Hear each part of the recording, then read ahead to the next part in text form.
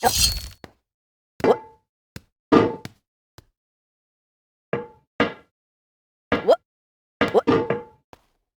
no feeling more intense than starting over. If you've broken your Scratch project moments after you've shared it, as I have, or you spent hours working on a project only to notice too late that one of your sprites has unexplainably gone missing.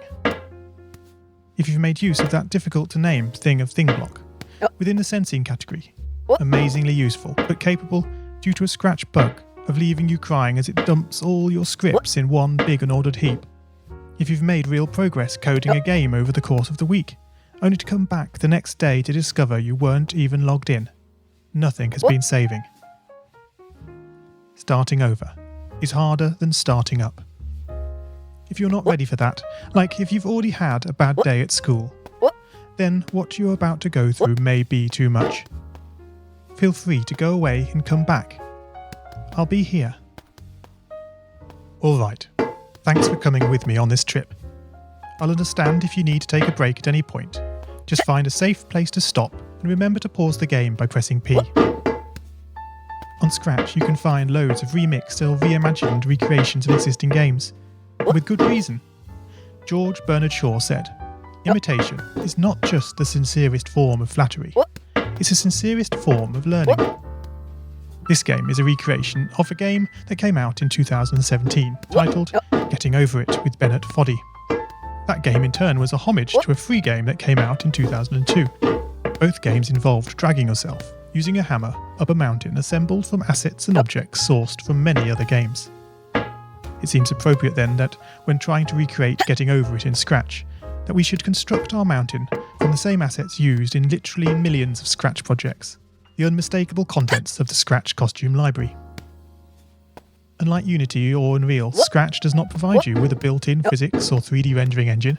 There's no state-of-the-art debugger, you can't even pause your scripts. We are forced to program old school. Our experience capped at 30 frames per second on a 480 by 360 pixel stage. But these very restrictions force us to experiment, to think out of the box, to grow as developers as we become masters of all things Scratch. And let's not forget, what we lack in technology, we make up for in community. This fantastic bunch of budding software engineers, building, learning, creating, playing, remixing, as diverse a group of people as the very Scratch assets we now so skillfully attempt to ascend. The act of climbing, in the digital world or in the real world, has certain essential properties that give the game its flavour. No amount of forward progress is guaranteed. When you start Getting Over It, you're standing next to a dead tree, which blocks the way to the entire rest of the game. You prod and poke at it, exploring the limits of your reach and strength, trying to find a way up. When starting a new Scratch project, that initial blank slate is both refreshing and at times a little scary. Wouldn't it be great if we could travel forward in time and review our finished projects to see how well they turned out?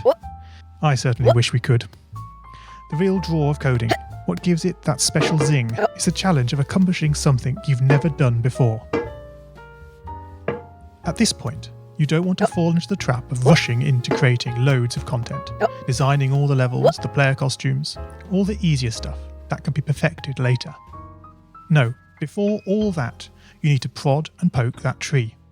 That is, understanding the coding difficulties you're expecting to face and try out any ideas to solve them. You may not be able to time travel, but at least this way you can get a good idea of how well your project is likely to go, and potentially save yourself a lot of time. This project began life a couple of months ago as 3 simple scripts: player, hammer, and level. I spent no time on the art, just using ScratchCat and a